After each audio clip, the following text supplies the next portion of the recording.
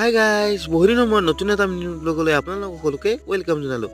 অৱশ্যে ৰাতিপুৱা শুই উঠি কিনে দাঁত ব্ৰাছ কৰি মুখখন ধুই ল'লোঁ আৰু মুখখন ধুই হোৱাৰ পিছতে বস্তিৰ ফালে গৈ কিনে আপোনালোকক মোৰ খেতিবিধ দেখুওৱা বুলি মিনি ব্লগত চব ওলাই দিলোঁ। আৰু ইয়াতে বাল্টিং এটাত পানী লৈ কিনে মই কৰা খেতিখিনিত পানী ঢালিবলৈ আহিছোঁ। অৱশ্যে মই জলকীয়া আৰু বন্ধাকবি ৰুইছোঁ আৰু জলকীয়া আৰু বন্ধাকবি যিহেতু বহুত দিন মিনি ব্লগ বনোৱা নাই, তেন ভাবিলোঁ আজি মিনি ব্লগ এটা বনাই কিনে আপোনালোকক দেখুৱাই দিওঁ আৰু এইখিনিৰ যত্ন লওঁ। অৱশ্যে মিনি ব্লগ বহুত দিন অহা নাই কাৰণে আজি কথাখিনি উলট পালট হ'ব পাৰে, তেন আপোনালোকে এনেকৈ চাব বুলি আশা থাকিল। এতিয়া মই বস্তিত যাই কেনে গোটেইখিনি পানীখিনি ঢালি কেনে এতিয়া আহিলোঁ ঘৰলৈ।